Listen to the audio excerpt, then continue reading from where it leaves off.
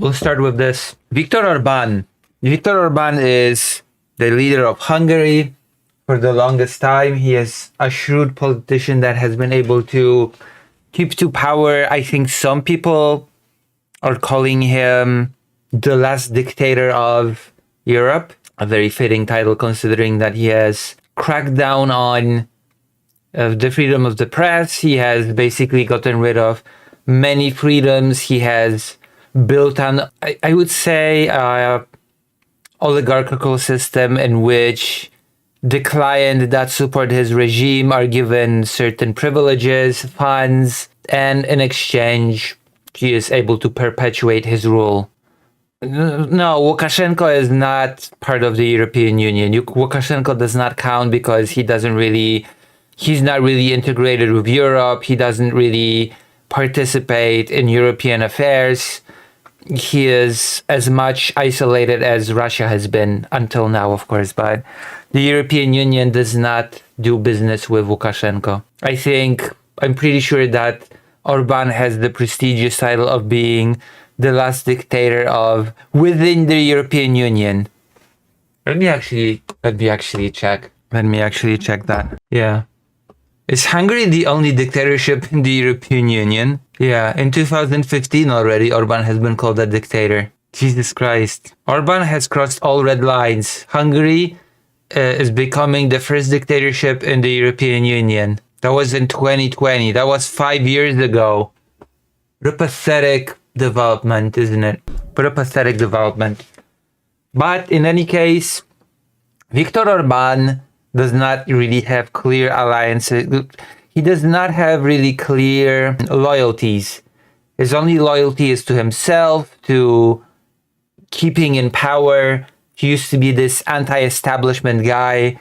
There's a speech that I've seen of him when he was still young and full of energy, when he was talking truth to power about the evils of, those in power. But now he has become that which he allegedly hated when he was young. Now he's just an old man that is trying all his best to cling to power by whatever means. And to that effect, he will shift loyalties, he will shift alliances in order to make best sure that his special brand of, let's say, dictatorship will not be undermined. And one of those ways is to cling to Russia, is to be against Ukraine in this war. Hungary has not been providing any military support. I think it has been providing some humanitarian support and it has accepted refugees, but it has absolutely refused to provide Ukraine with any sort of military support. And now Hungary takes EU to court over Ukraine aid funded by frozen Russian assets, something that has been discussed for a very long time. Russian financial assets that have been frozen within the European Union. I think the total amount of the frozen assets is 300 billion. And the European Union has decided to use the revenue created by these assets in order to send them to Ukraine, to give it resources to defend itself against the Russian invasion. And Hungary is not happy about that. Hungary is not happy about the European Union using those frozen assets in order to support Ukraine. Hungary has filed a lawsuit against the Council of the European Union and the European Peace Facility over a decision to grant Ukraine billions of euros in aid funded by interest from frozen Russian assets. And I will remind you that Hungary has also vetoed moving forward of Ukraine to join the European Union. I will also remind you that Hungary has been vetoing new sanction packages against Russia. And I'm pretty sure that in the past, Hungary has also been vetoing or blocking new aid packages. I feel like a fake Alec Parker says.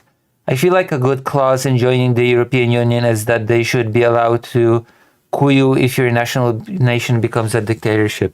True. Or the European Union should threaten to kick you out, which, by the way, Hungary, Orban says that Viktor Orban has weirdly threatened to leave the European Union. That was a thing even this year, when Viktor Orban signaled that his country might not really need the European Union at some point. That was a thing that happened. Just a quick reminder, a friendly reminder that Viktor Orban absolutely said that. Of course, nothing came out of it because I think that Hungary very much needs the European Union for many reasons. I hope, Konrad says, I hope Germany blocks the chat bullshit. What's chat bullshit, sorry? So, the council decided last year to give 99.7% of interest payments from the assets of the Russian central bank. So there are frozen assets, as I've explained before. They generate interest, and that interest is to be sent to Ukraine, which already in itself is a compromise. Because the idea at the beginning, or at least a request by Ukraine at the beginning, was for the European Union to just send the frozen assets themselves, the 300 billion euro, which you can imagine would have made a pretty big difference in the war if Ukraine suddenly received 300 billion. But the European Union has been very hesitant to do that. It breaks certain rules, it breaks certain regulations. That is not something that European Union has been willing to do. Which is why, as a form of a compromise, as a form of a different idea of what to do with those frozen assets, instead the European Union has opted to use the interest rates that that amount of money produces and to send it to Ukraine. The assets had been frozen following Moscow's invasion of Ukraine to the EPF, a financial program designed to deliver military aid to allied countries. The decision implemented by the EPF in February provides a continuous source of 3 to 5 billion annually in military backing for Kyiv. As you can see, 3 to 5 billion annually is not exactly the same as suddenly receiving 300 billion euro. The EU thing where they want to get access to your chats. Oh, I know about this. We could talk about it later. I know that Poland is one of the only countries that are opposed to it.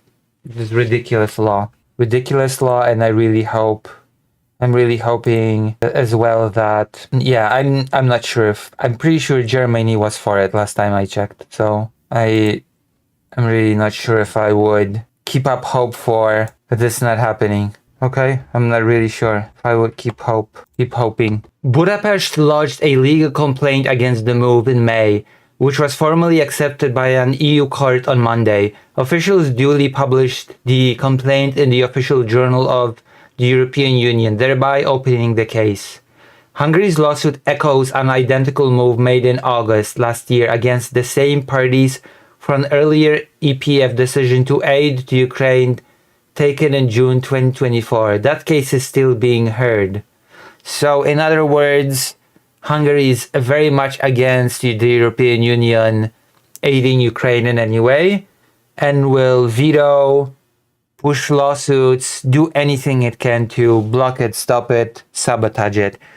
And I feel like it might be becoming increasingly easier for Hungary to do as Trump is now the president of the United States and pretty openly anti-Ukraine president. The only thing that Trump has allegedly done to cool Hungary down a little bit was when Trump recently had a call with Orban and told him not to block Ukraine from joining the European Union. Veto rights at stake. In both cases, Budapest argues that the EPF breached EU law by disregarding its veto on the grounds that it was not a contributing member state.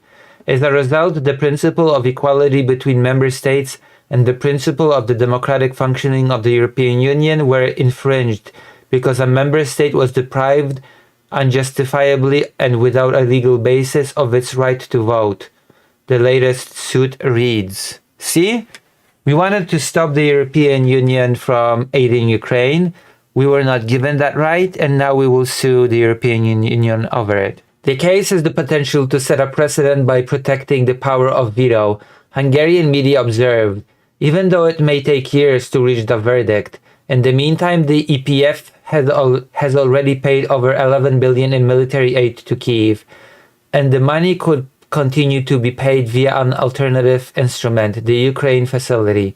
Hungary's government, which maintains warm relations with the Kremlin, has a sustained history of blocking EU support for Ukraine, which has led to strained relations between Budapest and many other countries in the bloc, including Poland.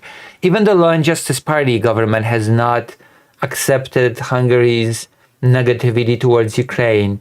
I remember that before the war, Hungary and Poland were like two good friends. They were very tight and they protected each other. They had each other's back. And whenever the European Union wanted to punish Hungary for something, Poland would defend it.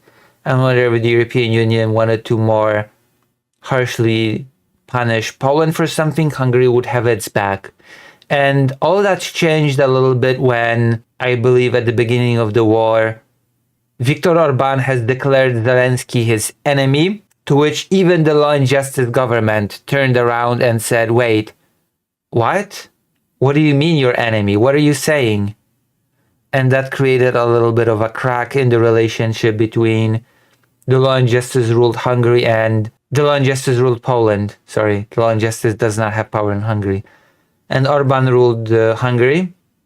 And then the parliamentary elections in Poland were lost. The Law and Justice lost the parliamentary elections, and the current coalition came into power. And that coalition was openly antagonistic to Viktor Orban's regime.